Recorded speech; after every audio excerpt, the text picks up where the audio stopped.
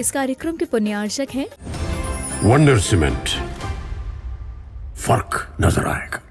ओम नमः शुद्धेभ्यः, ओम नमः शुद्धेभ्यः, ओम नमः शुद्धेभ्यः।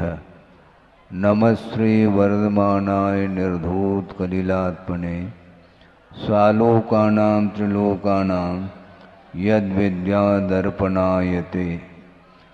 अहिंसा परमो धर्म की, महावीर भगवान की। प्रातः स्मरणीय परम पूजाचार्य गुरुवर श्री विद्यासागर जी मुनि महाराज की जय।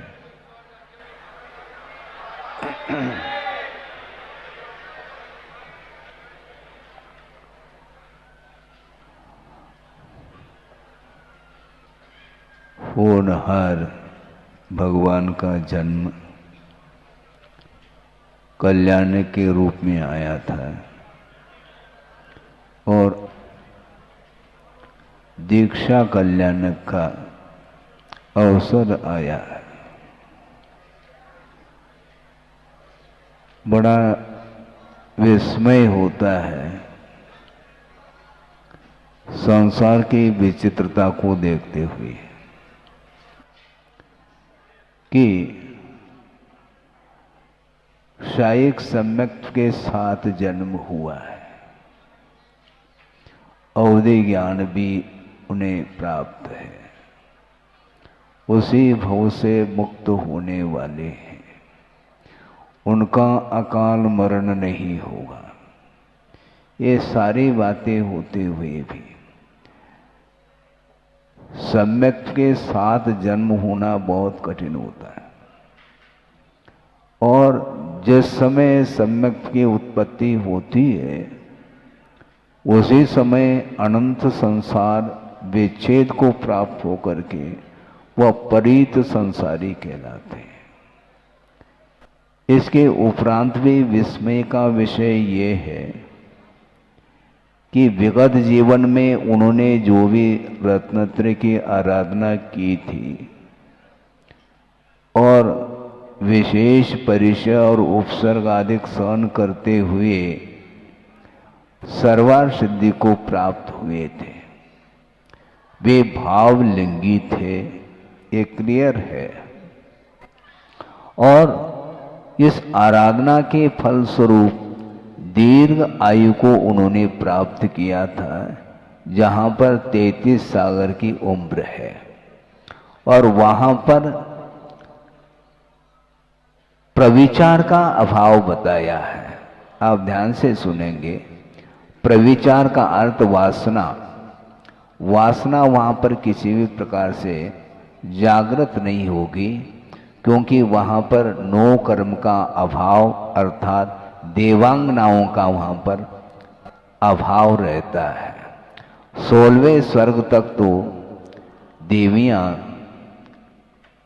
उपस्थित रहती है और स्वर्गीय एक देव के लिए मिनिमम 32 देवांगनाएं रहती हैं और मैक्सिमम कितने हैं वो करोड़ों की संख्या है।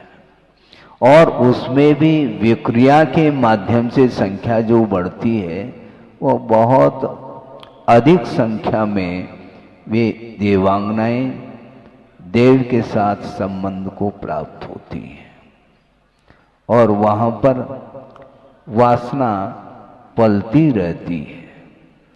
स्पर्श के माध्यम से अलग और शारीरिक चेष्टाओं के माध्यम से मनुष्य के समान जो प्रविचार की क्रिया चलती है वो अलग।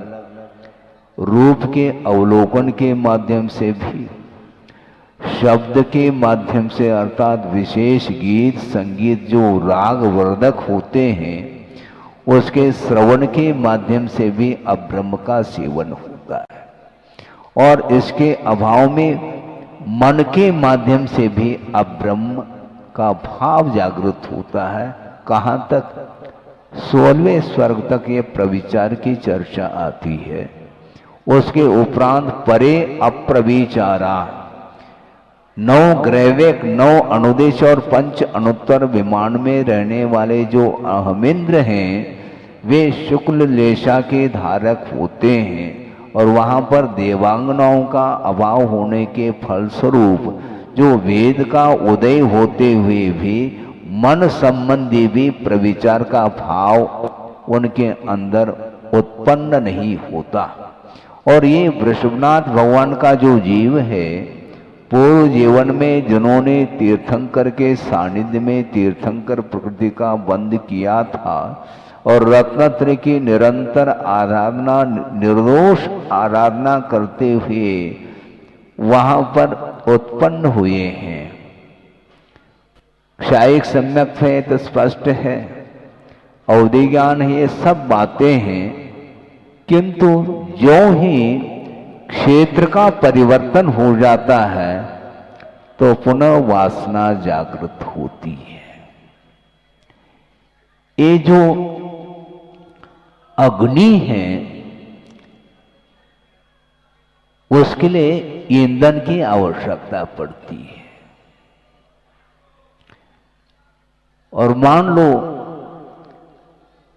एक दीपक आपने जलाया है, उसमें तेल अथवा घी है और वह अपनी गति से वह दीपक जल रहा है,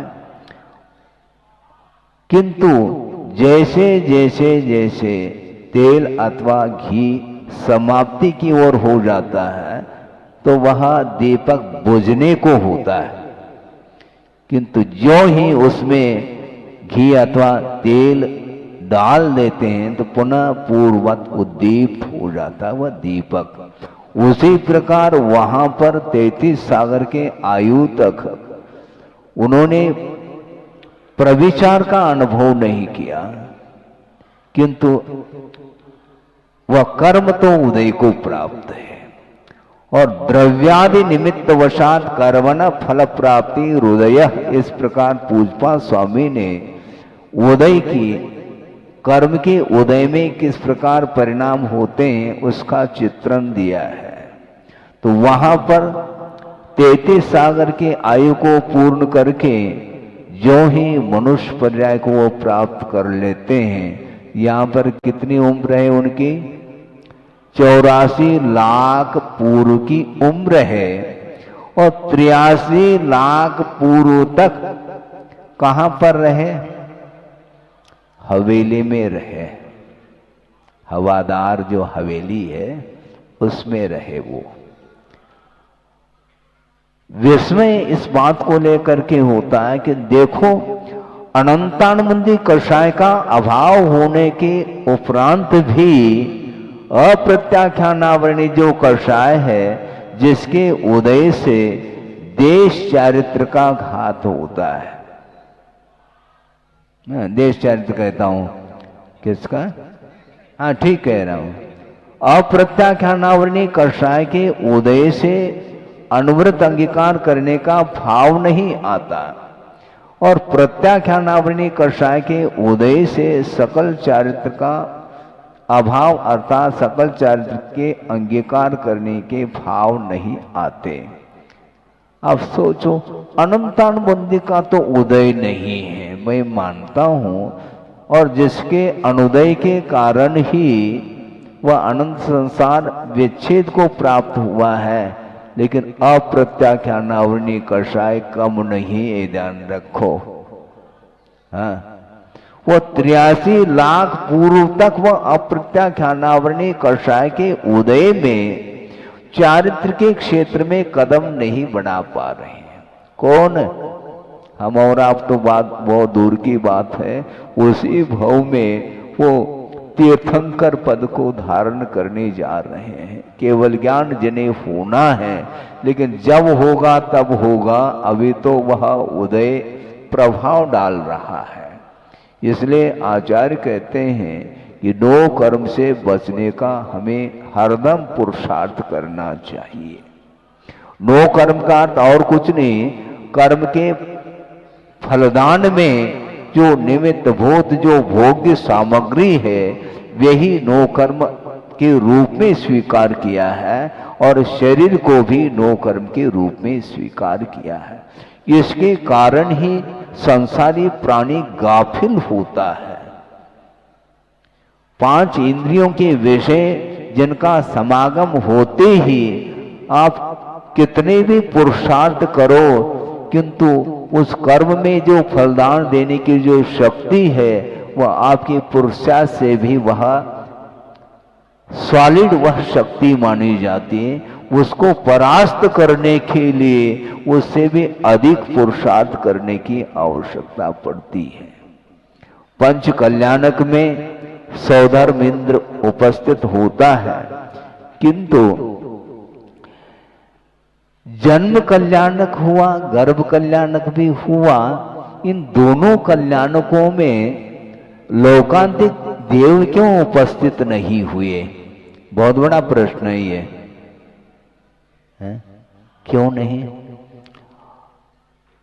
राग का समर्थन नहीं करना चाहते वो लोकांतिक देव वो माने जाते हैं जो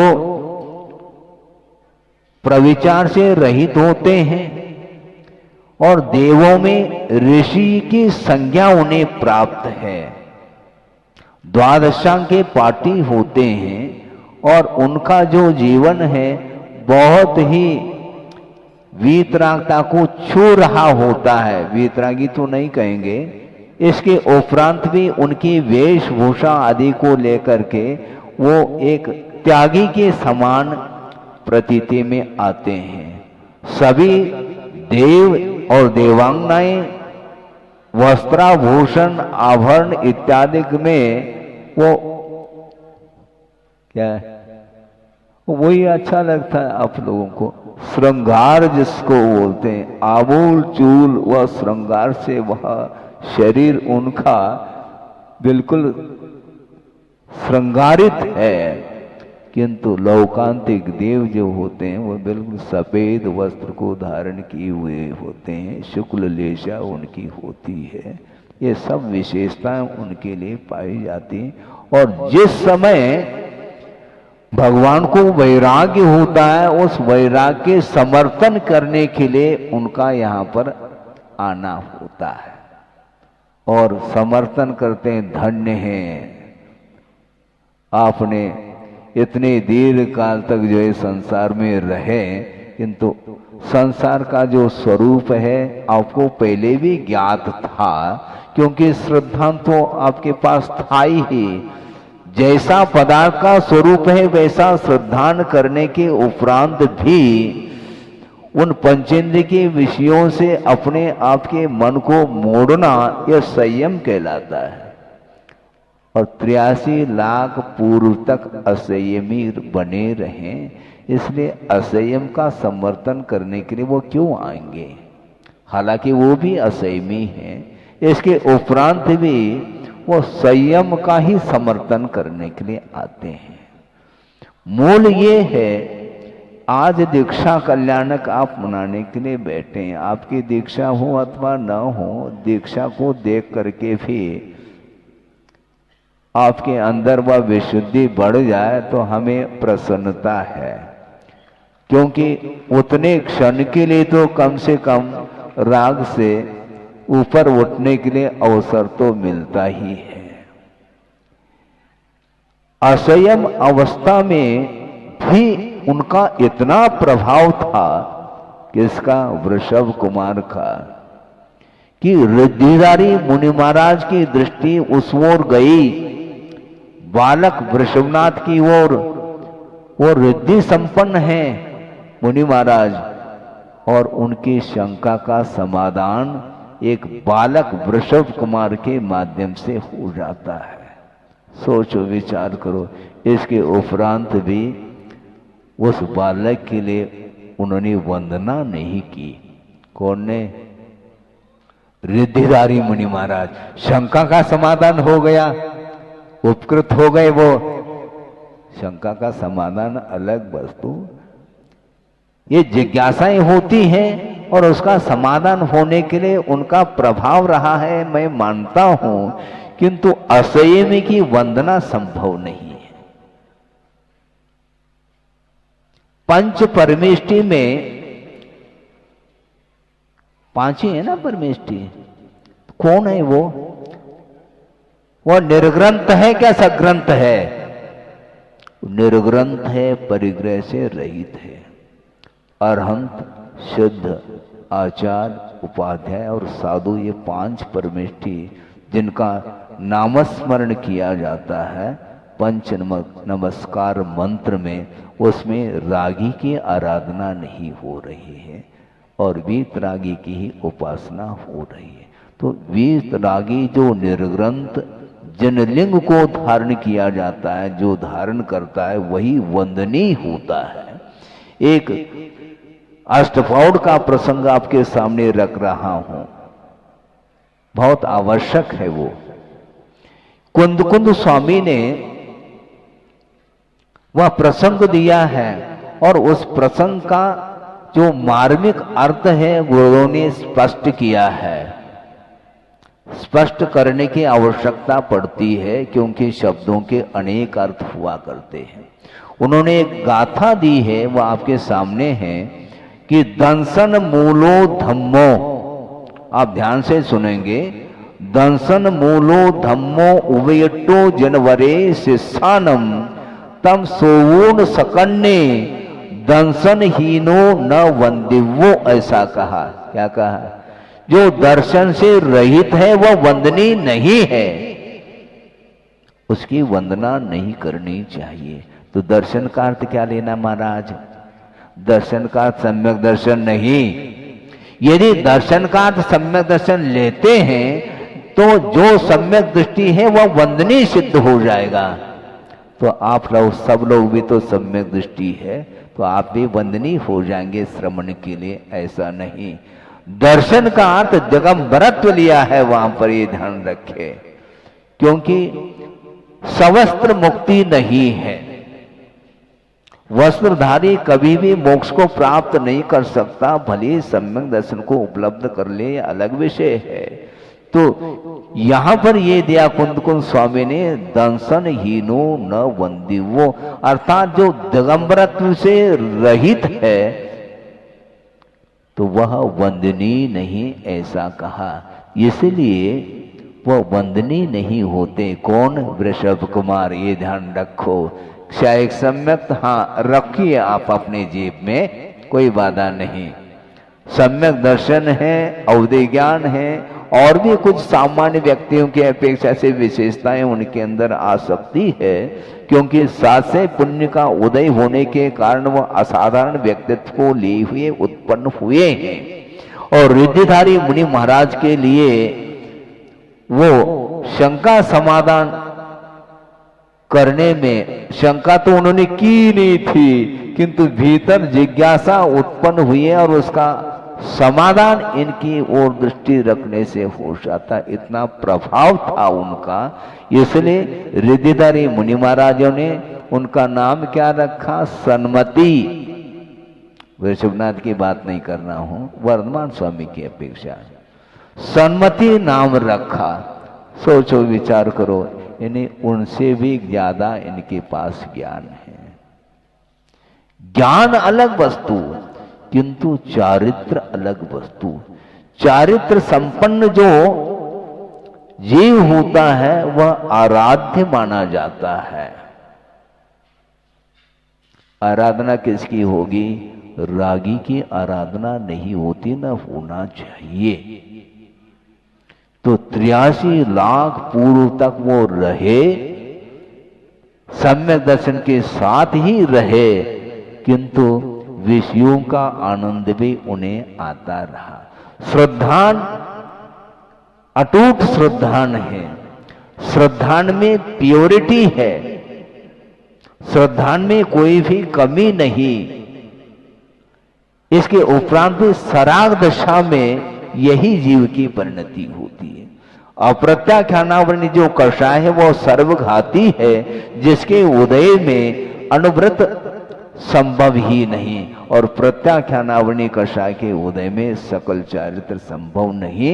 इसलिए इसमें कोई शक नहीं, कोई अपवाद नहीं है कि तीर्थंकर है इसलिए सवस्त्र मुक्त हो जाए, वो नहीं। वहीं आना पड़ेगा सबको। जब तक बाहरी परिग्रहों का विमोचन नहीं होगा तब तक भीतरी परिग्रहों का अभाव भी संभव नहीं है। बाहरी परिग्रह तो बने रहे और भीतरी जो 14 प्रकार के जो कषाय आदि परिग्रह है वो समाप्त हो जाए, ऐसा संभव ही नहीं है। उदाहरण इसके लिए ये है कि आप जानते होंगे चावल की खेती होती है क्या? चावल की खेती नहीं, धान की होती है, ध्यान रखो। चावल यदि बोएंगे तो वह अंकुरित नहीं होगा, चावल धान की खेती होती है। तो धान आप जानते हैं उसके ऊपर एक छिलका है, उसको उतारना पड़ेगा। भात बनाना चाहते हैं आप, भात खाना भी चाहते हैं, तो ऐसी स्थिति में भात बनाने के लिए छिलका उतारना पड़ेगा। लेकिन ये ध्यान रखो वो बाहरी छिलका है, भीतर भी एक है जिसको ललाई बोलते हैं। वो ललाई क्या है, बाहरी छिलका क्या है, ये उदाहरण दिया जा रहा है। जो बाहरी परिग्रह है 10 प्रकार के वो छिलके के समान है और जो भीतरी परिग्रह कषायादिक है वो ललाई के समान है। ऐसा कौन सा मशीन है, हम पूछना चाहते हैं कि भीतर की ललाई पहली उतर जाए फिर बाद में छिलका उतार दिया है, ऐसा है कोई लेटेस्ट कोई मशीन हो, आविष्कार हो? भीतर की ललाई बाद में उतरेगी, पहले छिलका उतारो। उसी प्रकार 10 प्रकार के परिग्रहों का विमोचन किए बिना वो बाहरी जो परिग्रह भीतरी जो परिग्रह समाप्त नहीं हो सकते। इसलिए मोह तिमिराप हरणे दर्शन लाभात अवाप्त संज्ञान राग द्वेष निवृत्ति चरणम प्रतिपद्यते साधु, ऐसा कहा।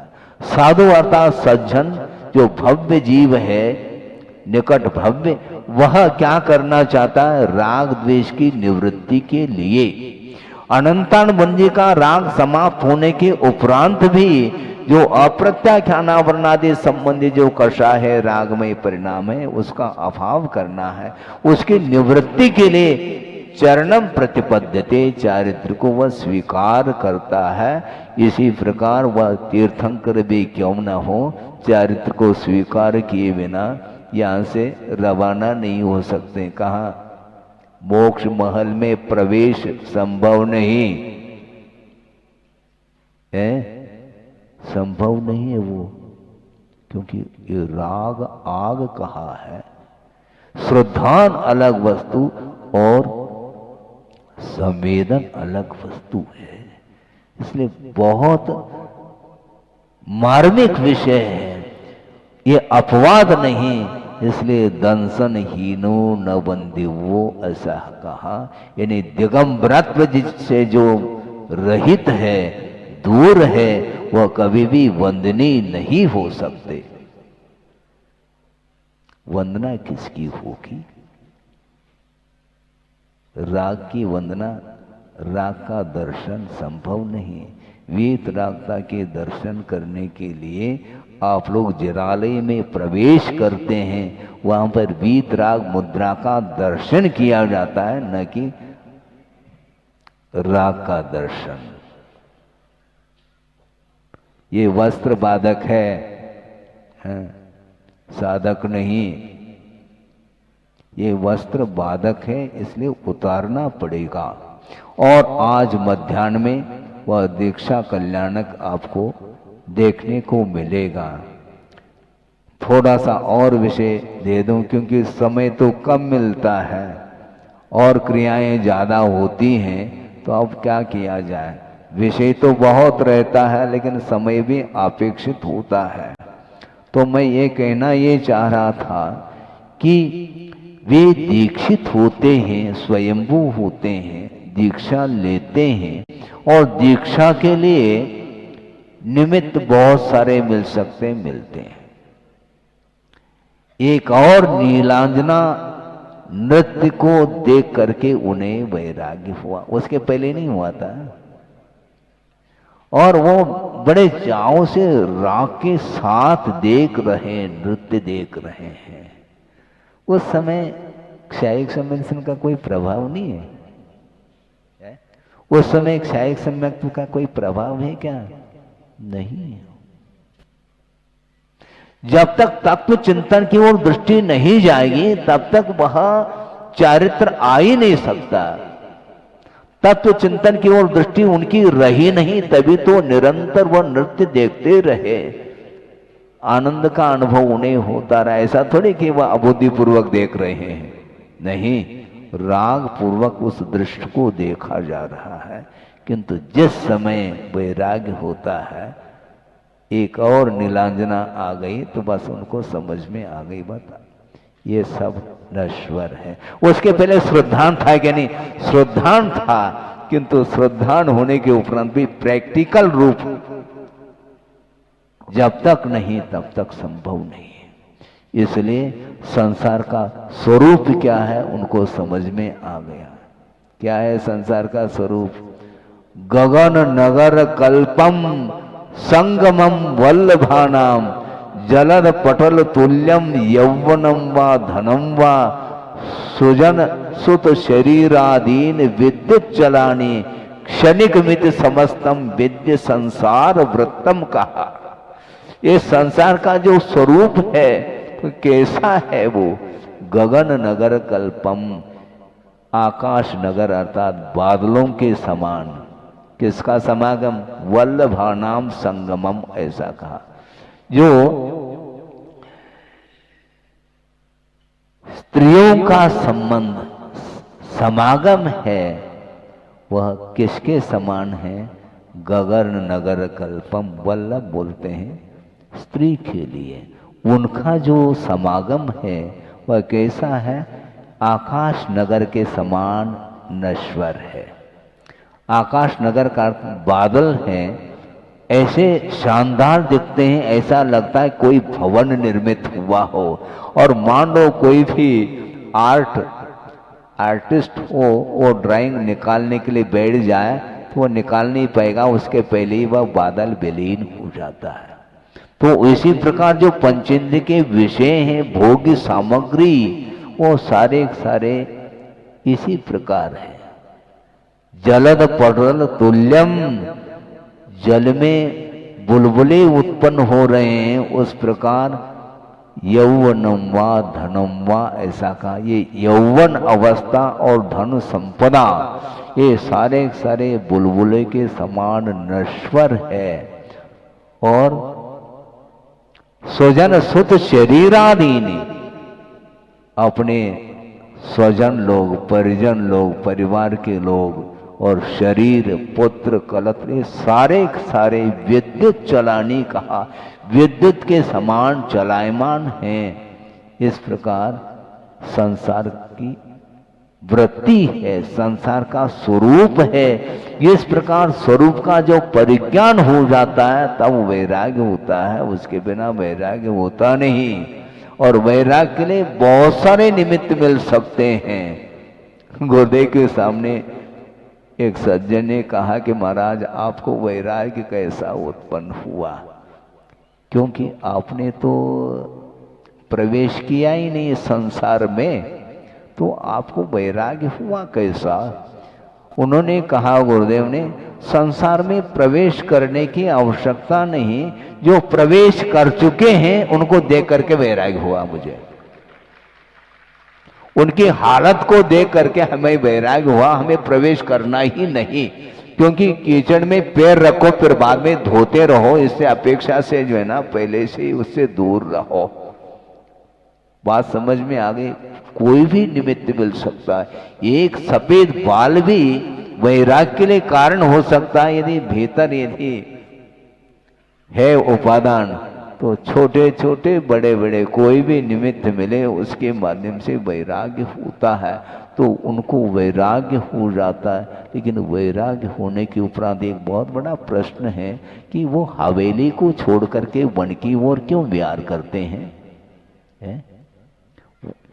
भवने वने वा, हाँ वहीं रहे, वन में रहो तो भवन में रहो।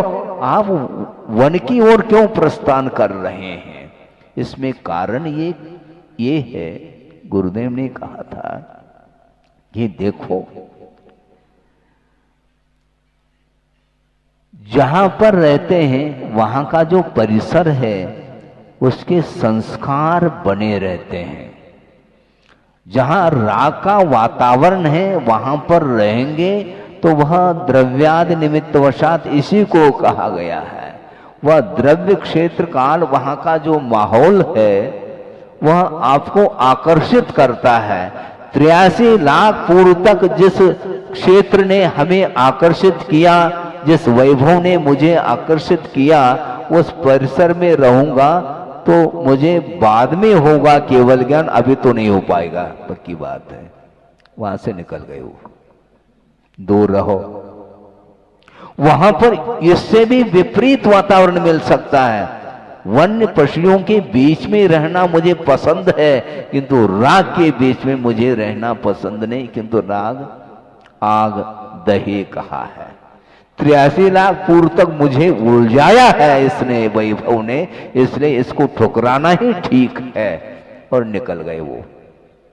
सोचो, विचार करो। और वहां पर जाकर के तप करते निरंतर, उन्हें 1000 वर्ष लग गया, तब कहीं जाकर के केवल ज्ञान हुआ। यदि मान लो इसी हवेली में 1000 नहीं, पूर्व कोटि तक भी रहो, वैराग नहीं हो सकता।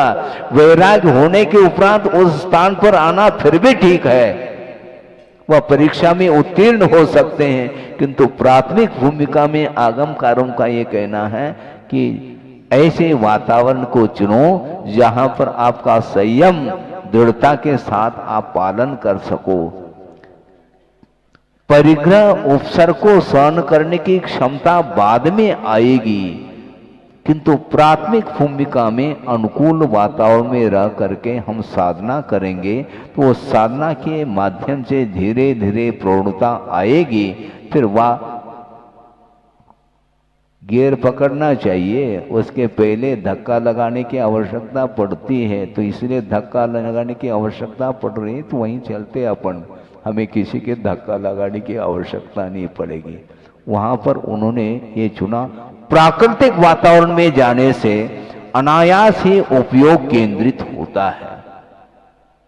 आप भगवान के चरणों में रहते हैं तो उस समय आपके भावों में पवित्रता रहती है। यही पवित्रता क्या दुकान में रहती, क्या मुझे बोलो, रहती है? नहीं रहती। क्यों? इसी का नाम वातावरण है। तो इसलिए आपका समय ज्यादा न हो, मैं इतना ही कहना चाहता हूं, ये बहुत विचित्र परिणमन है संसार का। ये वस्तुओं का आकर्षण छूटता नहीं है। बड़े बड़े साधक भी फेल हो सकते हैं। बड़े बड़े इसलिए कह रहा हूं क्योंकि साधना करते हुए काफी समय हुआ, इसके उपरांत भी कोई ऐसा विपरीत कोई भी वस्तु का समागम हो जाता है तो पुनः आकर्षण बन जाता है और निदान के माध्यम से उस वस्तु को प्राप्त करने का भाव जागृत हो सकता है। इसलिए प्रारंभिक अवस्था में पंचेंद्रिय के विषयों से बचना ही उपयुक्त है। हाँ, बचना चाहिए। इष्ट सिद्धि में,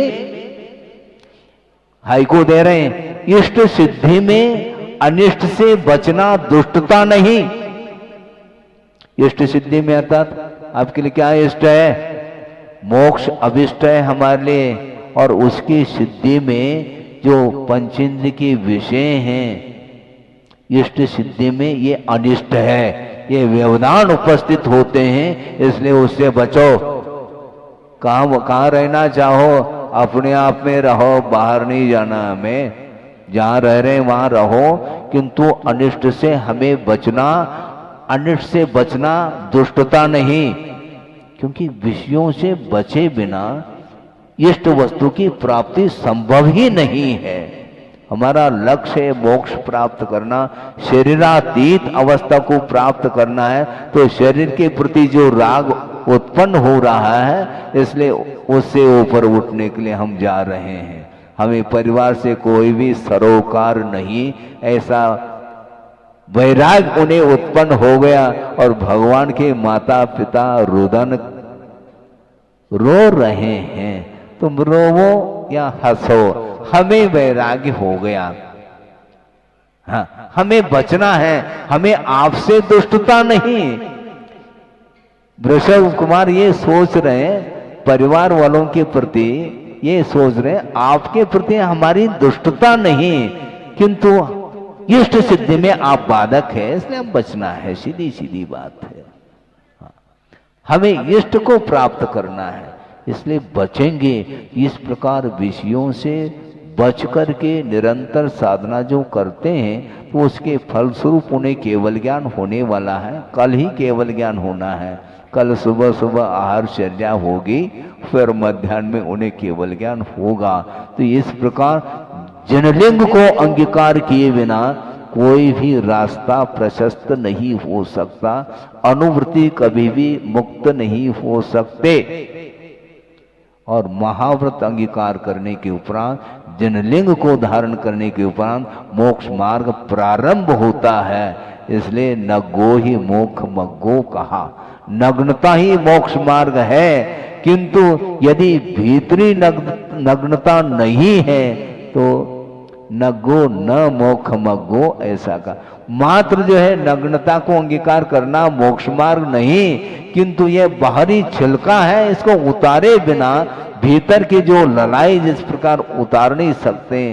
चावल तभी बनेगा, सफेद जग तो भात बनता है। उसी प्रकार ये भीतरी परिग्रह का विमोचन करने के लिए ये लिंग निर्धारित किया है, जिन लिंग को, जो कि 10 प्रकार के परिग्रहों से रहित होकर के वह जनलिंग माना जाता है। उसको अंगीकार करके ही वह साधना में लीन होते हैं। उसके फल स्वरूप उन्हें केवल ज्ञान की उपलब्धि होती है। तो हमें भी चाहे आज करो चाहे कल करो, कभी भी करो, आपको इसके अलावा कोई भी आर्ट लाइन नहीं, बाईपास नहीं,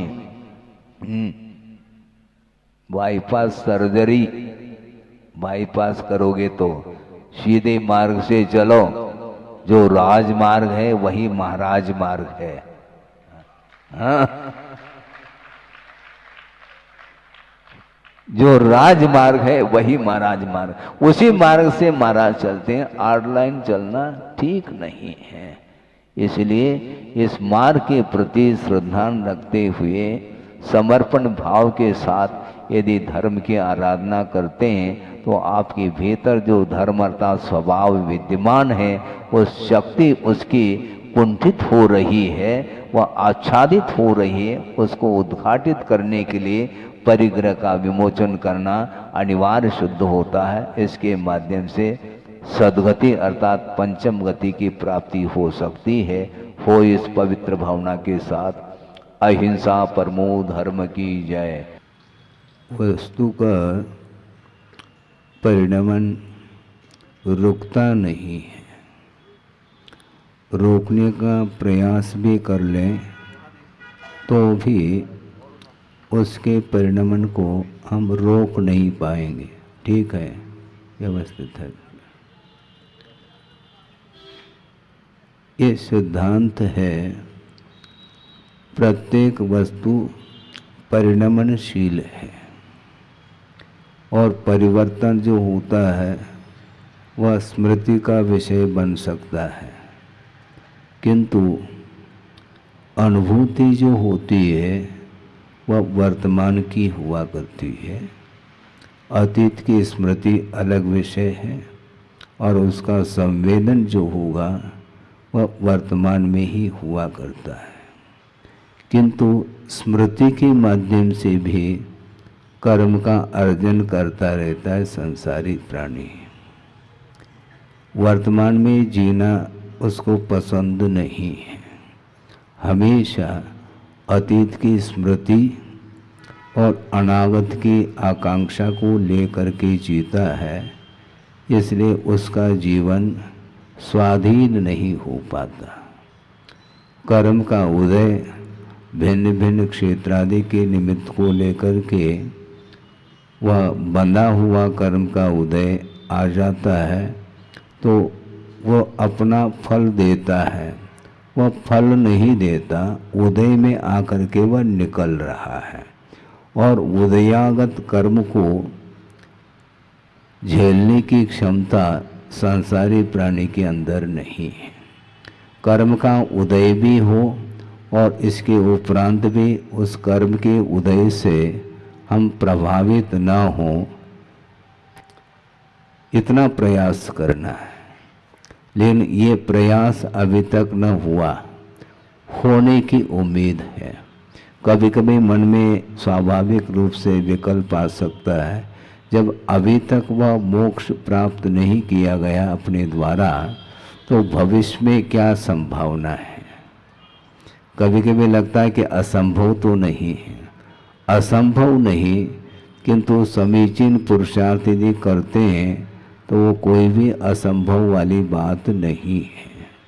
किंतु द्रव्य की ओर दृष्टि, वस्तु के स्वरूप की ओर दृष्टि नहीं जाने के कारण ही वह मोह से प्रभावित होता चला जाता है। वस्तु के स्वरूप को हम कैसे समझे महाराज? जो स्वरूप है, स्वभाव है, वह अपने आप में एक अलग अस्तित्व रखता है। किंतु जो परिणमन वैभाविक हो रहा है, अशुद्ध रूप से परिणमन हो रहा है, उसके कारण ही आपका जो मन है वह गाफिल होता रहता है। यह शरीर है आपका, जो कि पौद्गलिक वर्णा से ही वह निर्मित है। यदि शरीर में जो असंख्यात अथवा अनंत परमाणु लगे हुए हैं, वह सारे सारे बिखर जाए, कोई पहचान हो सकती है? आपकी जो पहचान हो रही है वह शरीर के माध्यम से हो रही है। और वह शरीर यदि मान लो बिखर जाता है तो वह आत्म तत्व उसमें रह नहीं पाएगा। तो आत्मा की पहचान वस्तुतः वर्तमान में शरीर के आश्रित व परिचय हो रहा है, उसकी पहचान हो रही है, और इस पहचान को ही अपनी पहचान मान करके वह चल रहा है।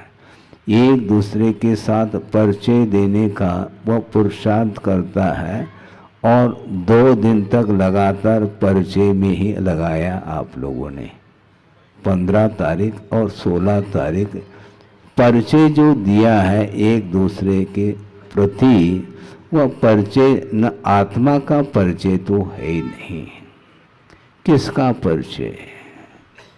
लेकिन पता नहीं आबाल वृद्ध इस परिचय से जुड़ा हुआ है, जबकि अतीत अनंत काल में इस प्रकार की पर्यायों को अनंत बार प्राप्त कर लिया, इसके बावजूद भी अभी भी परिचय में लगा हुआ है।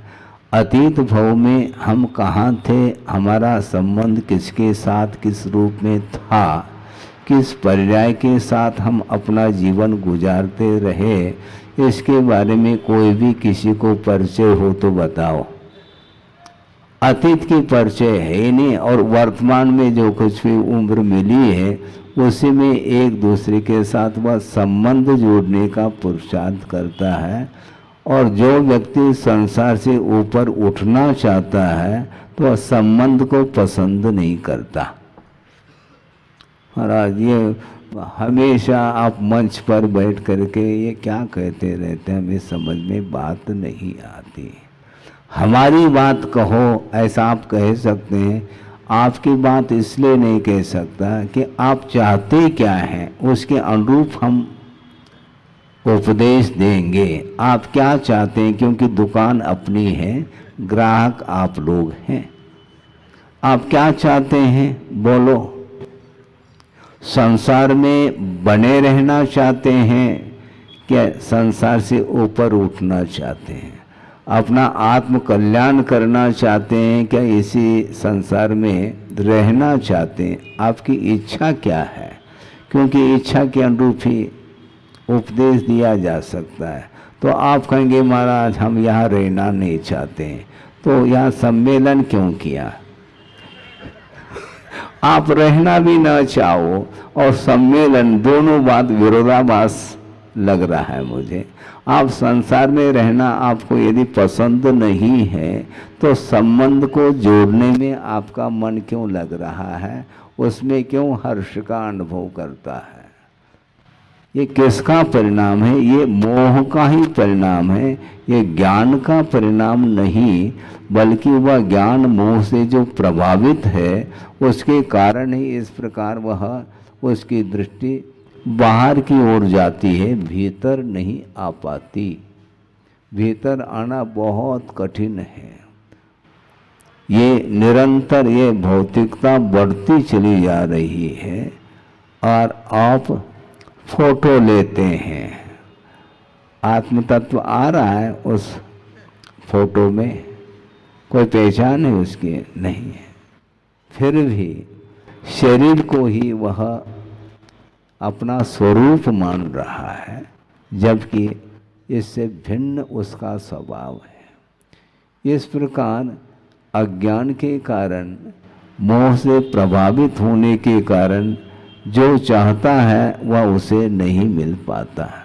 और चाहते क्यों हैं? हर क्षेत्र में जब आप पुरुषार्थ कर रहे हैं तो यहाँ पर पुरुषार्थ को धार्मिक क्षेत्र में गौण क्यों किया जा रहा है? एक एक कार्य आपके पुरुषार्थ के अधीन है, तो धार्मिक क्षेत्र में भी पुरुषार्थ कर लेना चाहिए, समीचीन पुरुषार्थ, आत्म पुरुषार्थ। फिर बाद में चाहने की कोई आवश्यकता नहीं पड़ती। कल भी हमने यही बात कही थी कि चाहो नहीं, लक्ष्य बना लो, हमें प्राप्त करना है पुरुषार्थ के माध्यम से। अर्थ पुरुषार्थ कर लेता है संसारी प्राणी, काम पुरुषार्थ भी कर लेता है, धर्म पुरुषार्थ भी कर लेता है। इसी प्रकार मोक्ष पुरुषार्थ की बात करो। कल्याण की बात करना चाहते हैं और बार बार आप घोषणा भी कर रहे हैं, अनाउंस कर रहे हैं 1 दिसंबर से 7 दिसंबर। वो क्या है? वह किसका परिचय उन दिनों में होगा? इन 7 दिनों में किसका परिचय होगा हमें बताओ। उसके पहले ही 2 दिन अपने परिचय दे दिया दुनिया को। हाँ, हमारा ये स्वरूप है, हमारे ये स्वरूप है, आदि आदि। बड़ी विचित्र दशा है कि जीव गर्भ में आया है और वहीं से प्रारंभ हो जाता है उसके संबंध को लेकर के। इसका संबंध किसके साथ करना, लेवल स्टेटस बनाता है वो बस जोड़ देता है। किससे जोड़ता है? रूप लावण्य से जोड़ता है, धन संपदा से जोड़ देता है। यदि फुल फैसिलिटी है तो उसके साथ अपना संबंध जोड़ने का वो पुरुषार्थ करता है। हमें कभी कभी हंसी भी आती है और विस्मय भी होता है कि लड़के की शादी संबंध जोड़ना चाह रहा है, किसके साथ? एक कन्या के साथ। इतना ही संबंध होना चाहिए। नहीं, रूपवती कन्या। हमें बात समझ में नहीं आती, अरूपवती भी कोई होती है क्या कन्या? शरीर वस्तुतः वह रूपी पदार्थ है, फिर उसमें और क्या रूपवती, अर्थात विशिष्ट रूप को लेकर के उसका ध्यान जा रहा है। तो इस प्रकार वह चयन करता है। जिस प्रकार फल आदि खरीदते हैं तो उसमें भी चयन करते हैं, आपका मन बेचैन रहता है, तो ये ठीक नहीं, ये ठीक नहीं, और उसमें वैरायटी की ओर दृष्टि जाती है। तो एक क्लास का होना चाहिए, तो ठीक है। क्लासिफिकेशन क्यों है? ये वर्गीकरण क्यों है? शरीर पाया है और पुनः उसमें भी इसका शरीर अच्छा है, इसका रूप लावण्य, वो ये सारा ध्यान किस ओर जा रहा है? संसार की ओर ही उसकी दृष्टि है। पर ऐसी स्थिति में हम संसार में नहीं रहना चाहते, ऐसा कहना कहाँ तक उचित है? यदि रहना नहीं है तो उसमें इस प्रकार फैसिलिटी की आप बात क्यों करते हैं? लेकिन ये होता है, ये मोह का ही एकमात्र प्रभाव है, इसमें कोई भी अपवाद नहीं है। सबसे अच्छा दिव्य यदि शरीर मिलता है तो वह सौधर्म इंद्र को भी नहीं मिल पाता है। ऐसा शरीर तीर्थंकरों का होता है। इतने ही परमाणु थे, इस प्रकार भी स्तोत्र में पाठ आप पढ़ते हैं, ये शांत राग रुचि परमाणु वेस्तम निर्मापिता त्रिभुवनिक। हाँ, ऐसा कहा। तो उतने परमाणु थे, तो उतने परमाणु थे तो वह दिव्य शरीर का निर्माण हुआ है पुण्य के उदय में। किंतु वह शरीर भी विनाश को प्राप्त होता है। बाद में क्या होता है? केवल ज्ञान होगा, हाँ हो गया, और मोक्ष को भी प्राप्त कर गए, और सारा सारा शरीर कपूर की भांति वह विलीन हो जाता है और नख और केश रह जाते हैं। उसका दाह संस्कार करने के लिए अग्नि कुमार देव आते हैं। वो सारा सारा शरीर वो कहाँ चला गया? इसलिए मैं ये कह रहा था, ये परमाणु बिखर जाते हैं। बिखरना इसका स्वभाव है। पूरण और गलन, संगठन और विघटन ये पुद्गल का स्वरूप है। जब यह विघटित होगा, आप नहीं चाहते हुए भी यह बिखर जाने वाला यह शरीर है, तो ऐसी स्थिति में उसके प्रति जो आकर्षण बना हुआ है, यही संसार के लिए कारण है। संसार से ऊपर उठना है तो शरीर को पड़ोसी बनाना पड़ेगा। बहुत कठिन है ये, हाँ तो भर देंगे आप, लेकिन बहुत कठिन होता है। दीर्घ काल तक जीवन जिया है, इसके बाद भी उस दीर्घ काल में आत्मा और शरीर का परिचय नहीं हो पाया, तो कौन सा सम्मेलन है? परिचय ये ठीक नहीं, क्योंकि शरीर का ही परिचय किया जा रहा है। आत्मा का कोई भी परिचय, उसका स्वरूप सामने आ ही नहीं रहा है। वस्तुतः देखा जाए, अनंत अवस्था भी आत्मा की स्वाभाविक परिणति नहीं है, ऐसा कहा है। क्योंकि अनंत अवस्था भी वह दृष्टि का विषय बनता है। वह सशरीरी है, सकल परमात्मा है, और निकल परमात्मा सिद्ध अवस्था है। सिद्ध अवस्था प्राप्त होने के उपरांत वह आत्म तत्व व इंद्रियातीत हो जाता। किसी भी इंद्रिय के माध्यम से उसका परिज्ञान संभव नहीं है। वह अदृश्य है, अमूर्त है, अरूपी है, उसकी कोई गंध ही नहीं। हाँ, तो ऐसी स्थिति में संसार में रह करके संसार से ऊपर उठने के लिए स्वरूप का परिज्ञान होना बहुत आवश्यक नहीं, अनिवार्य है। उसके बिना संसार के प्रति उदासीनता नहीं आ सकती। प्रतिकूलता के ऊपर प्रतिकूलता आती गई, मान लो कर्म के उदय से, महाराज संसार अच्छा नहीं लग रहा है। अच्छा, प्रतिकूलता में अच्छा नहीं लगता, और अनुकूलता में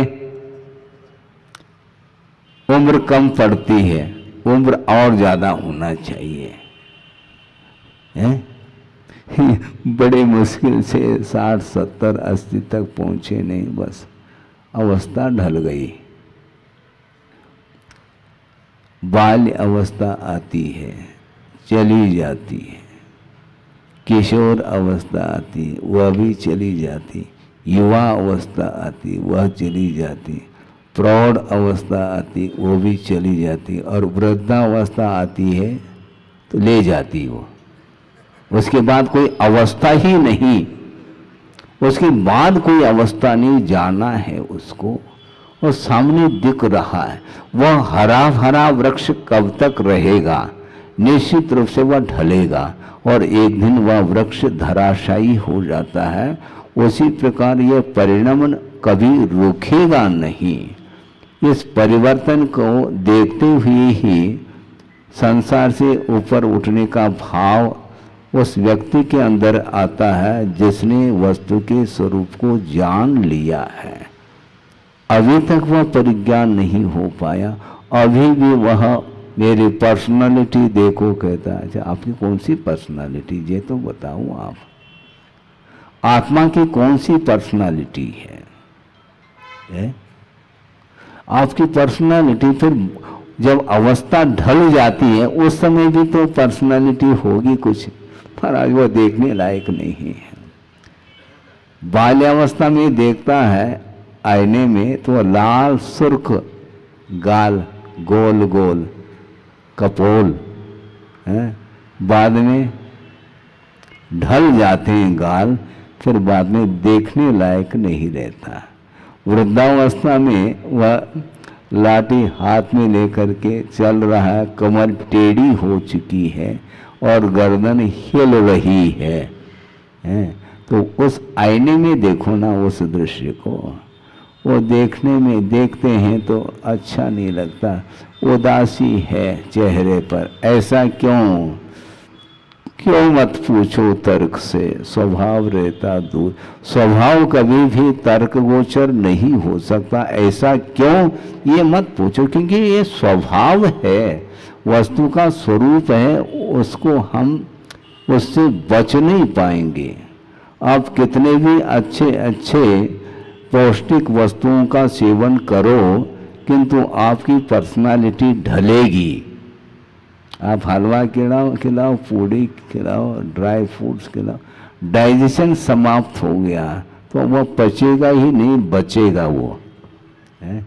पचता नहीं, बचता है। हाँ, जो खाया है वह पचेगा नहीं, डाइजेस्ट नहीं होगा, क्योंकि मशीन पुरानी हो गई, वर्कशॉप। और नया शरीर चाहिए तो ठीक है, मरण के उपरांत ही नया शरीर मिलेगा।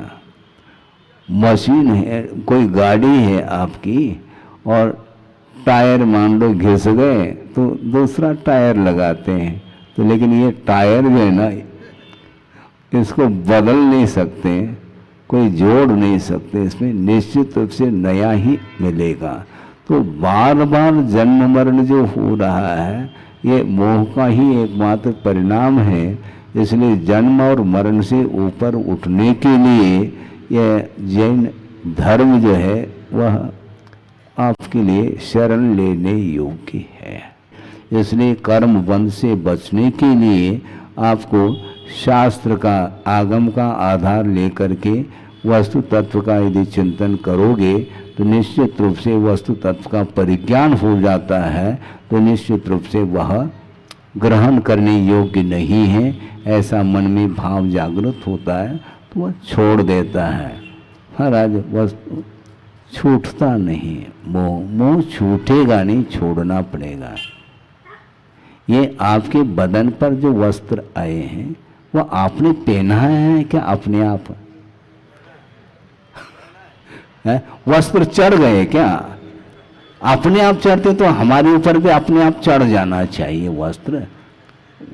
वस्त्र को पहनते हैं आप, और उसमें भी चॉइस और है, अलग अलग क्वालिटी के, वैरायटी, पसंद, उसमें भी पसंद। ये सब बुद्धिपूर्वक ही सब कार्य करता चला जा रहा है। जिस प्रकार बुद्धिपूर्वक ये आप कार्य कर रहे हैं सांसारिक कार्य, उसी प्रकार उस मोह को छोड़ने के लिए बुद्धिपूर्वक पुरुषार्थ करना होगा, जिसके माध्यम से इस शरीर से आत्म तत्व पृथक हो सकता है। हो इस पवित्र भावना के साथ। अहिंसा परमो धर्म की जय।